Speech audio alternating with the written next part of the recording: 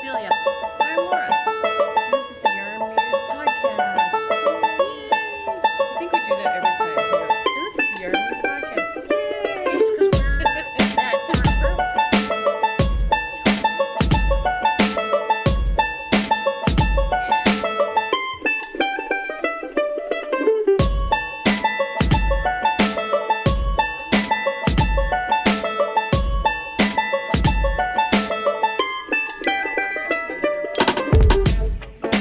Hi everyone. Hi, I'm Laura, I'm Cecilia. and this is the Yarn Mews podcast. Yep, it is. We're back. We are back. We came back. Every time you say that, I want to break into that "The Cat Came Back" song, and Please you don't. hate that song. I hate that song because it's stupid and creepy. Dead cats I coming don't back. know. Our kids liked it.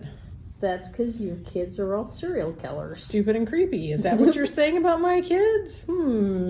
Well, I don't think Emily's stupid. Sorry, Kit and Christian. You guys are in trouble. Funny. Oh, So, we're here on a gloomy kind of day. So, we got all the lights on in here. And we do. yeah. I like it when it's a nice sunny day and it just shines brightly on us. Yes. Yeah. Sunny days. You know. Wasn't there a song, something like that? Sunny days and... Well, that's I don't the know. Sesame Street theme. It goes, sunny days. Maybe that's what I'm thinking of. Your cares away. You're doing something with your cares away. Funny. Yes. That is what you're thinking of. Okay. You know. I signed up for Apple Music not too long ago. Well, before my surgery, when I was training for a 5K, and I was on the treadmill listening to music, and I thought, I can't just listen to the same 20 songs over and over again that I actually have downloaded on my iPhone, because all the songs that I paid for in a previous phone version are now someplace but not on my phone and not in the cloud. I don't know where they went. What are my complaints about? Well, I don't know if it's just Apple, if it's all cell phones. You know, if you change phones, then you lose stuff. Yeah. Anyway. Yeah, it's kind of a pain. Yeah, it is. Anyway, I signed up for Apple Music, and so I've been downloading music left and right. Like today, I heard Pete Townsend's "Let My Love Open the Door." I'm like, oh my gosh, I want that song. So I went to my phone and downloaded it. I have all these old school songs. They're kind of funny. You're hilarious. It was great. It's great. Yeah. Well, that's good. Not that I listen to this music very much, because I mostly listen to books in my car, but, sometimes. Like this morning, I thought I had downloaded A Head Full of Ghosts, which is our book club book this coming month. Yep. And I was going to start that, but it hadn't downloaded, and I needed to be on Wi-Fi, so I went to my music instead. So it's very rare. Oh, man. This Are is you... all... Okay, what are you working on that's messing you all up? Ugh. You messed up your cast on, didn't you? No, I dropped a stitch in the first row. So then it went through the cast. Right, that's what I mean. Mm-hmm. Yeah, so now you got to start again. Now I gotta start again. I am doing this Lena by Carrie Bostich Hodge out of the concentric cotton. Cool. And so Now, I don't know if you guys remember, but she was making something else with the concentric I cotton. was, but I lost my pattern, and then I reprinted it, and I realized I didn't know where the heck I was, and the thought of going back and doing all those increases. Because it was a top-down raglan shape. And I'm like, I can't do it. So this one is bottom up, and it's just really simple. I'm just gonna do this. All right. And it'll be lovely. It will be lovely. But once I get the thing done here. Yeah. So I'm going to interrupt her for a minute, because I've been working in the last, I don't know how many podcasts on this item that Cecilia is wearing. I'm wearing a thing. Gosh, now I can't remember the name of it. Oh, Copenhagen Calling by Isabel Kramer.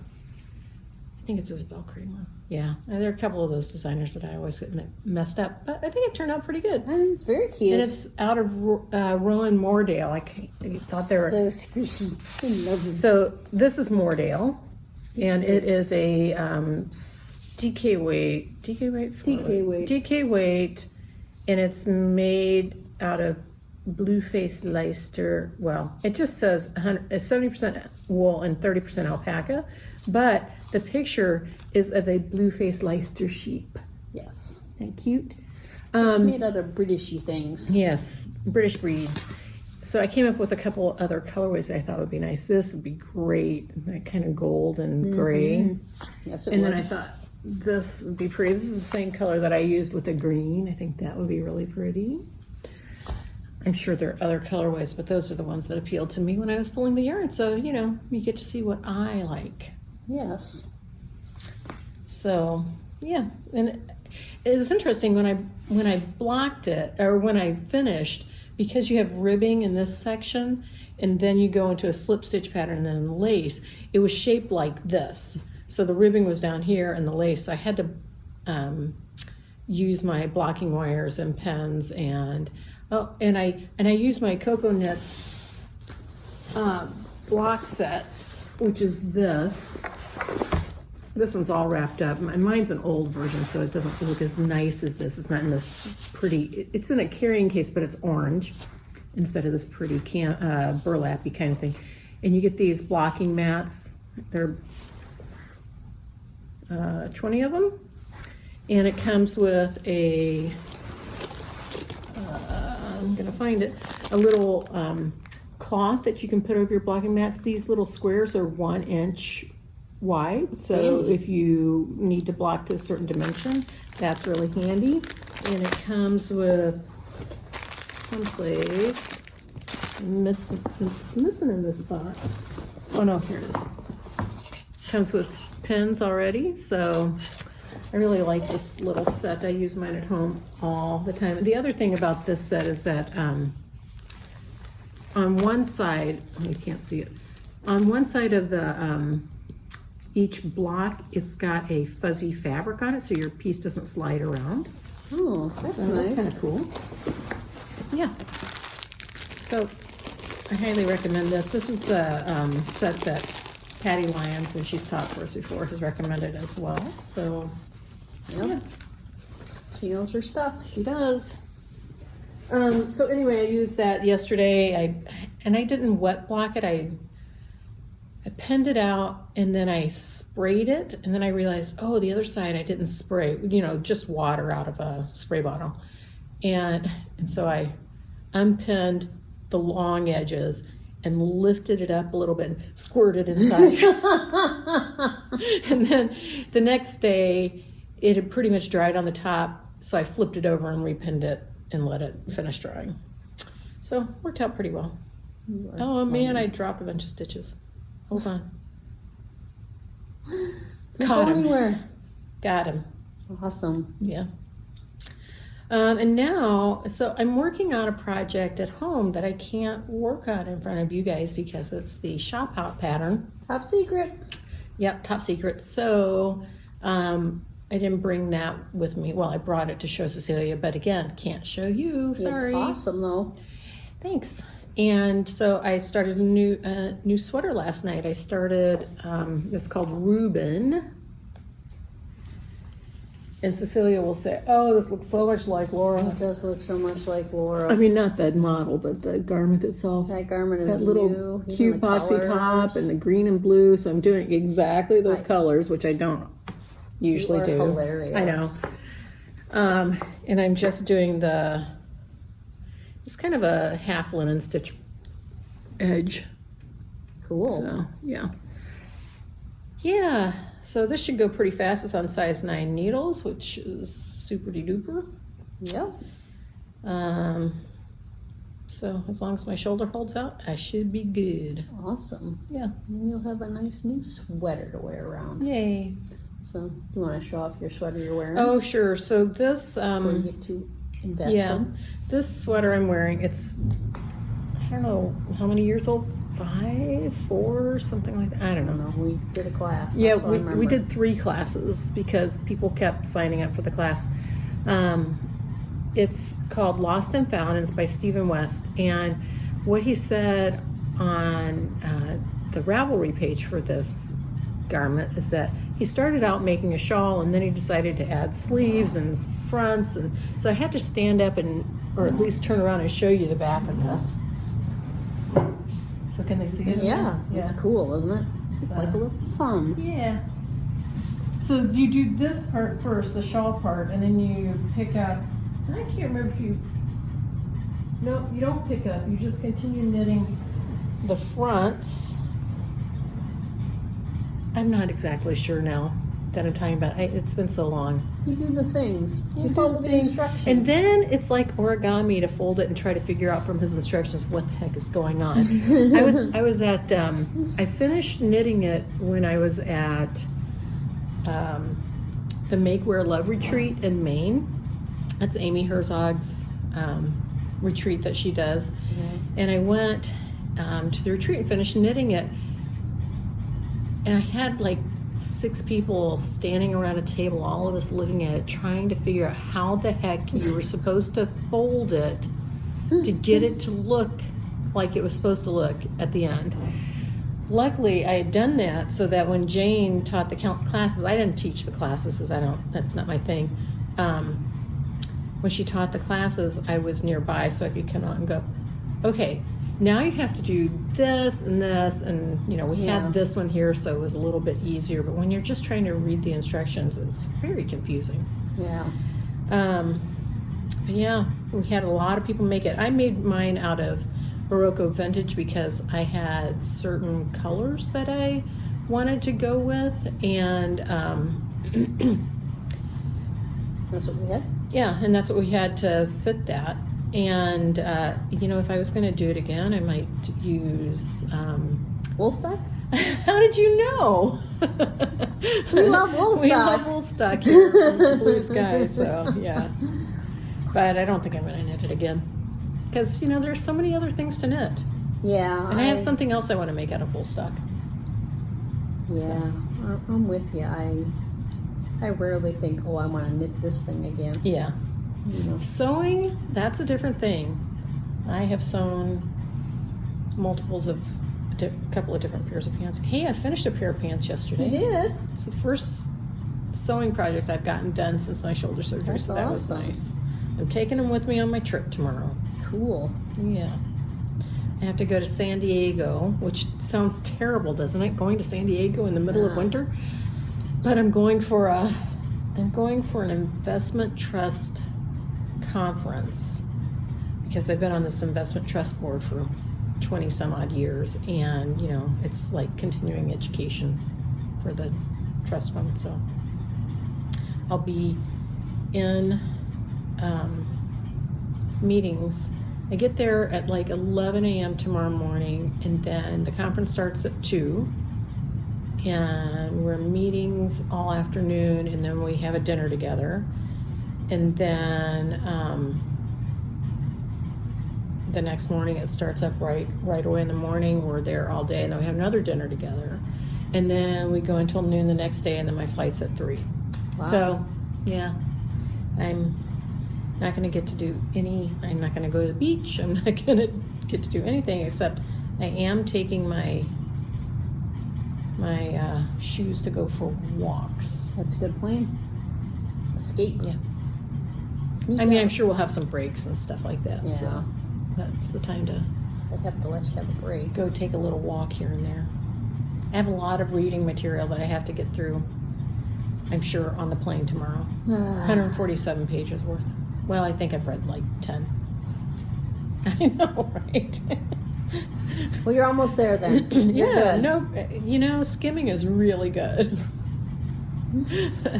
Will there be a test? Will you be quizzed on it? No, we're gonna. It's all about. So they hold this conference every year, and the one other time that I was scheduled to go to this conference, I got snowed in here and couldn't go, and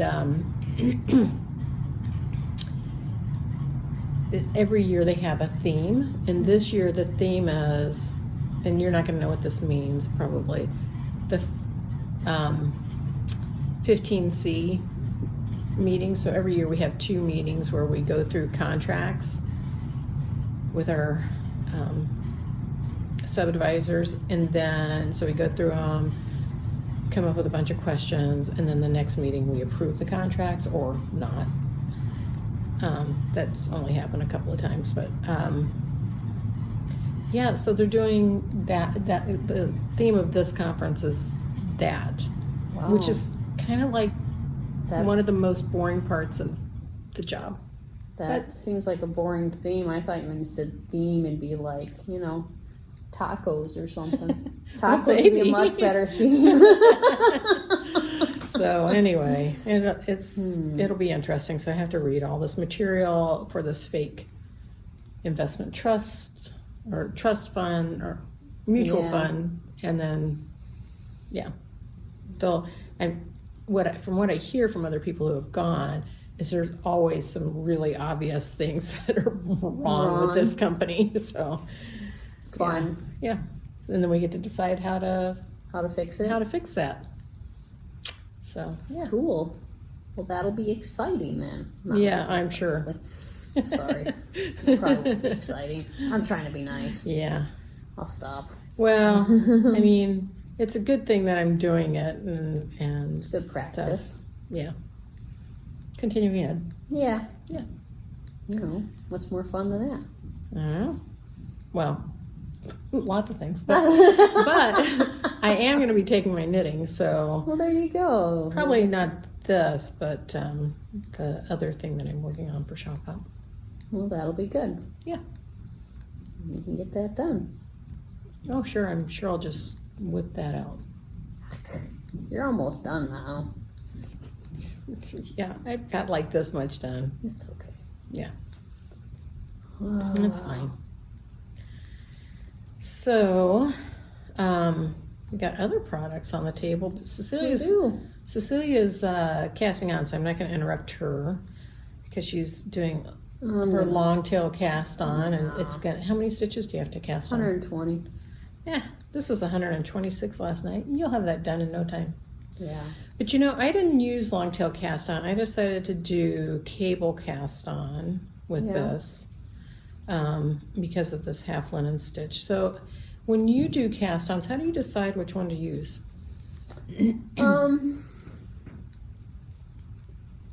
I usually go by how many stitches there are.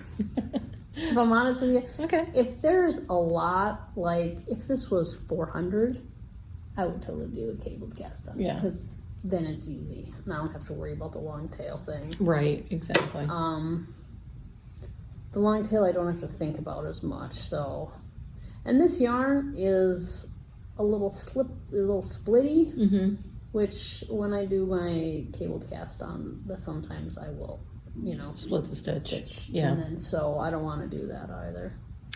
I decided on this one to do the cable cast on because I kind of like the edge. It's kind of pretty. Yeah. That looks good on there. Yeah, it's focusing on me, not on that. There it goes. So, I don't know. I tend to do the long tail cast on the most. But, especially if you're looking for a stretchy cast on or something like that, it's good to look at. We have other stuff. Yeah, we have a book here called Cast On Bind Off. It's just a little book. And sorry, I didn't know we were going to talk about this, or I would have brought it to show you. But it's a great book. Everybody should have it. Yeah, it's got some great ideas for stretchy cast ons. Like I was knitting a sock recently, and a lot of times my socks are, if I'm doing them top down, they're way too tight at the top. So this last sock I decided to do a tubular cast on, and we'll see if that's better. Sometimes I heard that can get tight for people too. So the one time I did it, it was so tight that I could barely get it undone. So oh, really? Apparently it's not my gig. Yeah. I followed the instructions. I'm like, and it was supposed to be, you know, like this big, and it was like this. Oh, wow. I'm like, okay, obviously this is not correct. Yeah. You know? Well, you know, I had tried to do, so I don't know if you've heard of Jenny's Surprisingly Stretchy Bind Off. She also has a cast on, but for the life of me, I have not been able to figure out how to do that. I thought I had done it on this sock, and it's like, afterwards I went, no.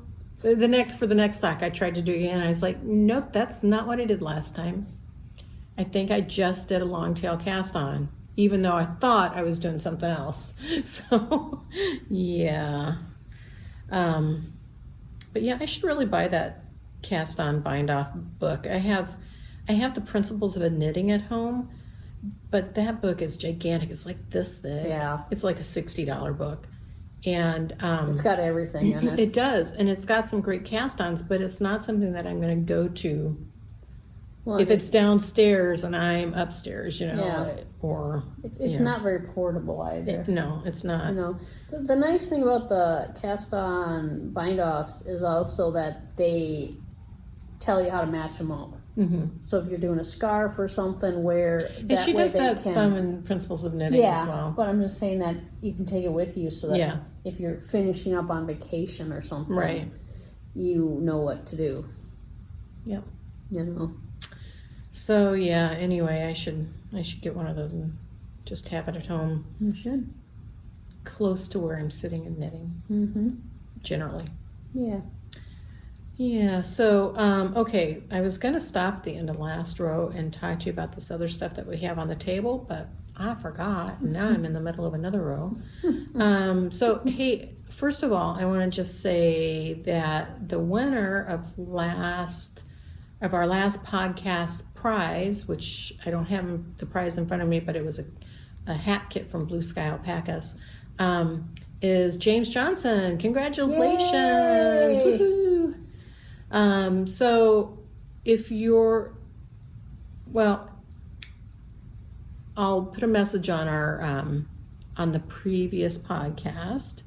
If you're local, you can pick it up in the store. If you're not local, we'll send it to you. I think you're local because, yeah, I just do. Anyway.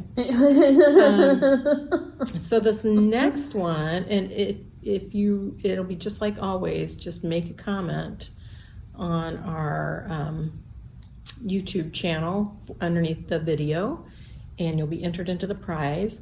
You know, we were trying to maybe make it, I said to Cecilia, well, why don't we say you make a comment and you have to be a subscriber? But there's no way for us to look at our subscribers on YouTube. If somebody knows how to do it and wants to show me how, please. I'd like to see it. I can see new subscribers, like 2 of them, but I haven't been able to figure out how to see your whole list of subscribers, which kind of would be good. Yeah, it would. So I was talking to somebody else about, you know, how can we increase the number of people watching our podcast, and he said, well, why don't you have them, you know, if you get 5 people to subscribe, we'll get you this. And I said, yeah, but how will we know? Yeah. You know, but anyway, the prize for this next time is a skein of Uluru. Nice. From Queensland collection, donated by our friend Janine, who's our yarn rep, and a little otter enamel pen from boygirlparty. Yay. So enter to win by making a comment. I'm gonna buy one of those otter pins for my husband. Well, you better do it before they're gone, girl. It's on my Gone, desk. gone. It's on my desk in my pile of things to buy tomorrow. Okie doke. I can ring you up today if you want, because the register's open. Well, then maybe we'll do that. Yeah. Can I say something? No, I want to talk all the time, and Cecilia can't talk, so forget it. She's so Just mean to all me, about everybody. Go ahead. All right, well, I'd like to thank everyone for the condolences. I really appreciate that. And then also, someone, I'm sorry, I can't remember your name because I'm terrible at names, but you had emailed the the contact us page, and Laura forwarded your email to me, and I did not get back to you because I've been busy and I keep thinking about it when I get home. Someone wrote asking about, because she's been watching all the podcasts. She went back, she saw I'd lost a lot of weight, and she asked how I did it. So I'm just going to talk about it a little bit. Great. So what happened was 3 years ago now, my coworker Shelly came in and she said, I gotta lose weight. And I said, okay, how are you gonna do that? And she's like, I don't know. I said, well, I'll do it with you. We'll come up with a plan. So I went home that weekend, and I love to investigate. That's like my favorite thing to do in the world. And so I sussed around and I found an app that you just put on your phone. It's called fatsecret.com, and it's to keep track of what you eat. And so that's what I started doing. And exercise? Does it do exercise too? Does not. I mean, you can hook it to your health app, right? And then through that, it comes up with how many steps you've walked based off of that. Yeah. So it hooks into your other stuff, and you can hook it to a Fitbit. I don't have a Fitbit, so I can't do that. Yeah. But if you had a Fitbit, you could. But mainly, I just use that as my tracking what I eat. And so I keep track of every single thing I eat, everything, I mean mints, everything, anything that goes in my mouth, I put in my app, which is important because it's very easy to rack up calories on little bits of things. And then I started walking, and back when I started, I could not walk around the block without becoming winded and my back hurting. I was in very, very, very bad shape. So I started walking, and then my coworker Shane, because at one point I came in and I told her how proud I was that I was able to walk all the way around Wood Lake Nature Center, which is across the street from me. And she's like, well, we should put you into a 5K race. I'm like, what are you talking about? Are you crazy? And she's like, nope. By this day, you're gonna be doing this race with me. And so, as I have mentioned in previous podcasts, I cannot say no to Shane. So I'm like, okay, well, we'll see. And so I did a 5K, and it took me... I went and watched her. She did. She saw me do it. It was hard, and it took me like an hour and 15 minutes or something. It took forever. But I wasn't the last person, mainly because an old lady hurt her ankle halfway through, and so she got behind us. But it's always my goal now. It's like, I just don't want to be last. You know? And so then I started doing yoga twice a week, which helped a lot with my flexibility and my building up my muscles. And then pretty soon I had lost enough weight that I wanted to go faster in my races. Every race I got a little faster because I became addicted to them. They give you a medal. They tell you how fast you went. They give you food at the end. I mean, it's the best. And if you do the Nike Women's Marathon or half marathon in San Francisco, they have firefighters dressed up giving you Tiffany necklaces at the end. What? That's what your medal is a Tiffany necklace. Wow. Okay. Well, that's a thing once. to look forward to. Well, perhaps I'll have to do that. Firefighters and Tiffany necklaces. Yeah. I don't know what more you could I don't know. I was very excited at the race I did this weekend. I got a cup. I was like, ooh. Well, I mean, there's not a diamond on these Tiffany I don't necklaces. care. It's just the one I got was a little bitty runner. That's awesome, though. But no, you should. And Ghirardelli chocolates at mile 21, which of course nobody wants to eat at mile 21. So just saying. I will say there are times when you get to the end, it's like, who wants that at the end of this? Like with the 4th of July one I did, where it was so miserably hot. And it was awful. And at the end, they had like hot dogs. I'm like, ugh. Yeah, sure. Like there's like 9:30 in the morning, and it's like 90 degrees. I'm like, I don't want a hot dog. That sounds terrible. But then I started running, and I did a Couch to 5K app called Zombies Run, which I adore. I love the way you said that. Because that's how it is. It's Zombies Run with an exclamation. That's the name of the app. And I still do missions with the zombies people. I am a runner 5. And this weekend I did the Winter Carnival race. I ran a 10K, which is 6.2 miles. That's how far I've come in 3 years from not being able to go around the block. That's to great. being able to run 6.2 miles. I ran the whole thing. I felt great. Mountain goated up the steep hill that I would have been worried about, and I was okay. So, and I'd like to give a shout out to the Securian financial volunteers and the SPPD who were on the route shouting out cheers, telling nice, you, way yeah. to go, you've got this. It was fabulous.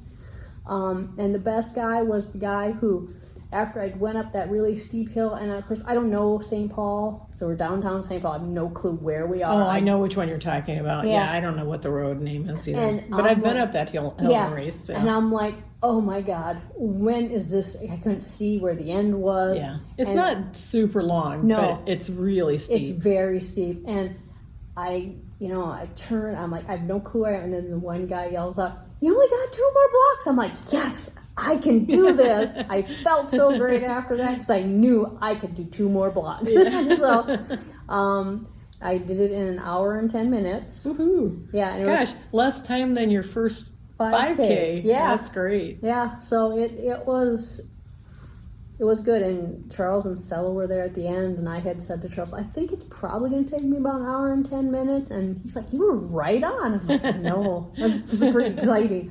Got to see Shelley, Klondike Kate came and sang the national anthem, so it was a really good race. If you've ever, the weather perfect. Was that the Frozen 5K? Is that? It's called the Winter Run, Oh, okay. Securian Financial Winter Run as part Oh of the yeah, Winter because Carnival. there was a 10K, not a 5K. Yeah, I did the 10K, Yeah. but they had a 5K. It was after that, and then they had a half. I did the Frozen 5K one year, and that's probably the same route. route. You go down Yeah. Shepherd Road. Yeah. Yeah. Yeah, and it was also warmer than they expected because they had volunteers saying, "Okay, it's warmer. You need to unzip your jackets now." Yeah, but no, the weather was perfect and everyone was great. It was a good run. I would do it again. So that's where I am. That's Yeah. how I did it. Walking and watching everything I eat and yoga, and I just keep moving. That's all I do. Yeah. And that's what I have to do. Just move and not eat all the things. That's right. And I have not banned anything from my diet, but I have to make choices. And so, there's stuff that I choose instead, like French fries. I don't really eat French fries because there's so many calories. And I love all forms of potatoes, and mashed potatoes have a lot less calories, so I just eat mashed. Because I love mashed potatoes too. Any potato, really. It's good with So me. if I grow potatoes this summer, you'll take some potatoes off my hands God, since I don't yes. really love potatoes. I but love potatoes. You know I love I potatoes. do. I know you do. So yeah, I would I take know. any potatoes you have because potatoes. I'd like to, first of all, we're in awe of Cecilia and how much she's lost and her activity level and stuff like that. Shelley also lost Yes, a ton of weight. Yes, she did. Over 100 pounds. How many pounds have you lost total? Over 160. And, they're definitely an inspiration for me. I've lost 40, which Yay! I've done it in a completely different way than Cecilia. Yep. And that's by working on habits with a nutritional coach. And I just eat a heck of a lot of fruits and vegetables instead of, Yeah. I don't like potatoes, and I can live without rice and stuff like that. But, that's how I've done it. But it's been a couple of years, 2 or 3 years, and that's fine. I'm okay with that. Yeah. I have another 40 I'd like to lose, so, it's all good. Yep. It wasn't fast. No. I didn't lose it fast. And I'm pretty active, I like to work out and stuff, but Yeah. Except for when you're having surgeries. Yeah, right. Or your fancy surgeries. Whatever. But I was going to say, and I'm hesitant about this. I really want to have a vegetable garden. I wanted to for years, ever since we moved into our house in 2000. I wanted to bring in somebody to build us enclosed vegetable garden, because we have a lot of deer and rabbits in our neighborhood. So I want, a sunken fence to keep the rabbits out, and a high enough fence so that the deer don't get in, and all that stuff, and bring water. We live in a heavily wooded area as well, so I want to have a pipe laid so that there's water right there, because we have to go kind of far away from the house in order to have an open enough area. Yeah. But I'm hesitant. I haven't ever actually done this because I'm worried that I'm so busy that I won't have time to take care of it, and we'll have put all this money into building this, and then I won't be able to take care of it. I used to start seeds in my basement, and I'd be happy to do that again too. I'd have to start the seeds here pretty soon. So I probably wouldn't do that this first year, but I don't know. I have to decide if I really want to spend the money on putting together. I have had a vegetable garden. Yeah. And I always liked having the vegetables. I never liked the weeding thing. Yeah, well, me either. But it's, but as far as it goes, mostly they just grew. It was funny because I used to subscribe to organic gardening or whatever. Oh yeah, I subscribed to that for a long time. And then they were always all these tips about tomatoes or whatever and how to grow them, blah blah blah. And then I finally grew tomatoes, and they were like so dead simple that I'm like, why do people have trouble with these? I had so many tomatoes. And I had cherry tomatoes, and the one year the cherry tomatoes came back all on their own. I didn't even plant them. All of a sudden there was a cherry tomato tree. It'd be fun if there was a cherry tree. And my dog at the time, she loved cherry tomatoes, and she'd sneak out there when she was out there. Oh yeah, I had a dog that would do that. And she'd pull them off there. I'm like, get away from there. I had a dog. Because I've grown tomatoes for years on our deck in self-watering containers. Yeah. Dang that dog, she would go and steal a cherry tomato. I'm like, really? Really? But anyway, I'd really like to do that. So I have to just decide if I'm going to commit to it this summer and just see. And one of the reasons that I really want to do this is because I just recently finished the book Animal Vegetable Miracle by Barbara Kingsolver. So you may know Barbara Kingsolver as a novelist, and I don't know if we've talked about this book here before. You may have mentioned it, I don't know. But she's also an avid gardener, has been for many, many years. And she and her husband, she moved from Arizona to the Appalachian Mountains, which is where I think she grew up and her husband grew up. And they moved onto a farm there, and they decided to take 1 year and only eat what they could produce or get get locally. So it's a whole locavore thing, right? And it just made me really think, she's really talking about their experiences doing this, how it changed them, blah, blah, blah.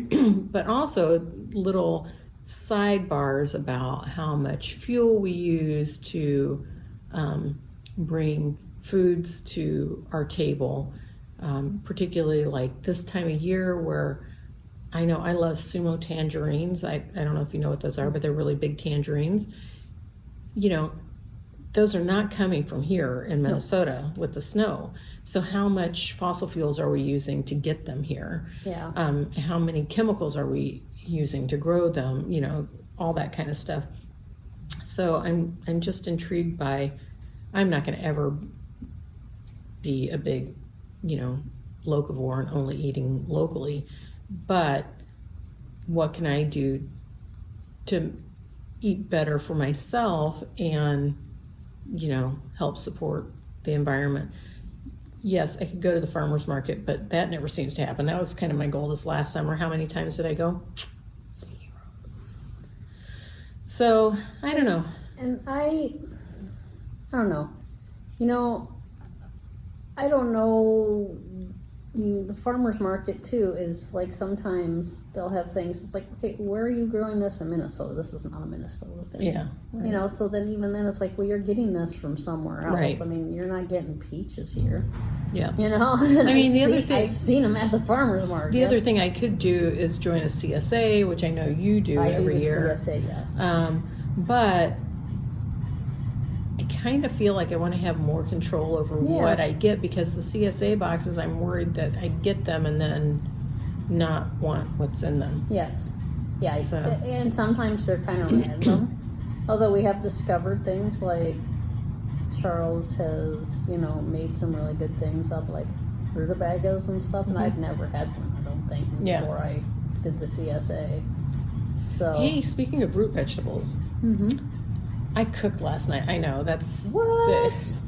What? Crazy. I mean, my husband was up at the cabin. My daughter was coming back from being up north, and I thought, well, my daughter's going to have to eat something with me when she gets home, and I don't want to go out and get anything. Yeah. But I had to go to the grocery store anyway, so I bought some frozen salmons that I just cooked in the oven, and then I bought some broccoli, and then I was looking for something else because I didn't want to have, you know, rice or potatoes, or so I thought I'd get another vegetable, but I didn't know what to get, and I saw beet noodles. So, you know, you can do this at home, make your own with a beet and spiralize it. But there was already beet noodles made. This is at Kowalski's, so I bought the beet noodles, and then when I got home I looked up a recipe, and it was so simple. You roast the beet noodles on a cooking tray, a cooking sheet, with a little olive oil drizzled on them, salt and pepper, and then I made a little vinaigrette, and the vinaigrette had olive oil, balsamic vinegar, a little honey, and a little Dijon mustard, and then salt and pepper. It was so good. Sounds delicious. It was really good. So if you like beets, try some beet noodles. I love beets.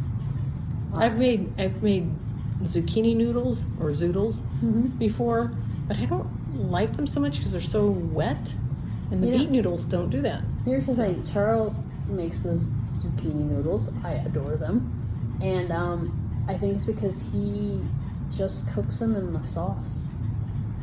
Yeah. For just a few minutes. Right. It's like, so I don't usually have the it's too wet issue. Right.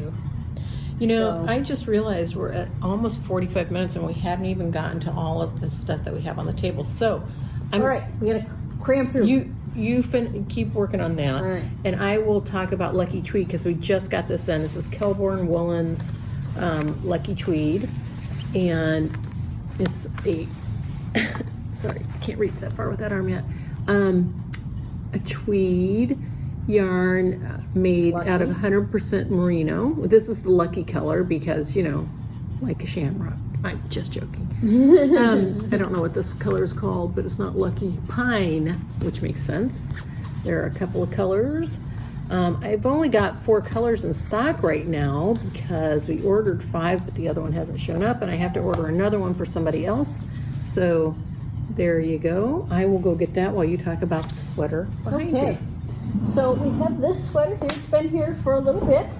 It's Noro's, let me get the right here, open cardigan. And it's made out of the bachi and the sashi.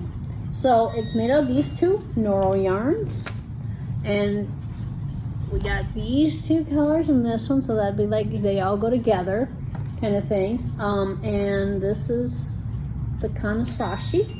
The little bumpy one, see the bumps? And that's what's on this, like, it kind of alternates in there, so it gives you a little texture without too much work. And this is the bachi. They're beautiful. So that's that, and it's fantastic. And then I also brought out, because I found this and blocked it recently, my melt and macaroon hat. That's cute. It is cute, and it's made out of Targi sock by my friends at Oink Pigments. And I grabbed a few of what we have here. This is the turkey sock. Very cute. It's not these colors because I don't remember what these colors are. I'm sure it's on. If you're on Ravelry, you could look me up, Knitting Chaos. It'd be on there. But, and I did it out of the pigtails because I bought those before we had it in stock. But you could buy some and you can make a ton of hats. You can make yourself a sweater and then hats to match. Yeah, you could or socks. make at all the least socks. 2 hats out of those. I mean, generally Yeah. what we call for with this pattern is 25 gram hanks. We make up little kits here in the store. So this is one of my designs. It's And fabulous. the idea behind it was kind of that fade thing, but with 3 colors. So you could, you know, hold on, I'll grab this other one too so you can see what it looks like.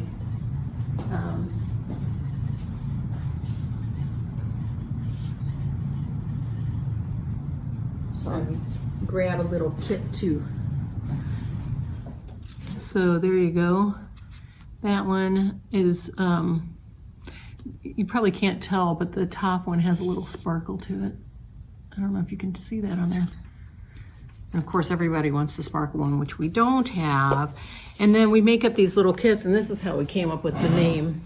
They're in little macaroon boxes. They are. Or macaron boxes. But anyway, we call them macaroons, even though technically they should be a macaron. Yeah. Whatever.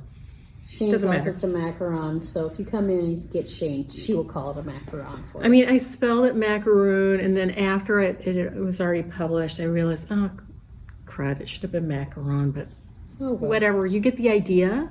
You know what it So, is. It's and the pattern is free in these. Unfortunately, these are not on our website because They're all different. they're all different, and we, you know, we haven't spent time taking photos of all of them, but it's kind of fun. Kind of makes me want to make one for myself. I haven't ever made one for myself, Oh. just that one for the store, so You should. It's a Yeah. fun little knit. thank you. And, you know, and mine's particularly fun because It's, look at those it's so cute. great colors. Yeah. Those are totally me colors. Absolutely. So, Well, anyway, we should probably we should get probably going go, 'cause because now we're jabbered about getting food. close to 50 minutes long. sorry. Yeah.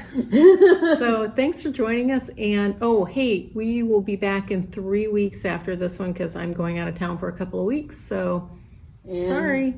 if you want to sign up for Cloud9, Oh yeah, we were do gonna. it. It's already halfway full. So. Yeah. So Cloud9, we released that on Saturday to the public, and we've got 15 people. We only have 30 spaces. You can find out more on our website. I will put a link in the info section on our YouTube channel. We have Patty Lyons and Ann Weaver coming, and gonna be awesome. it's going to be fabulous. So. Yeah, and one of Ann Weaver's classes is almost full, the Braidorama. If you want that one, you need to sign up soon because there are only 5 seats left in that class. Yep. So, all right, All right. that's it. Be See seeing ya. you. Bye.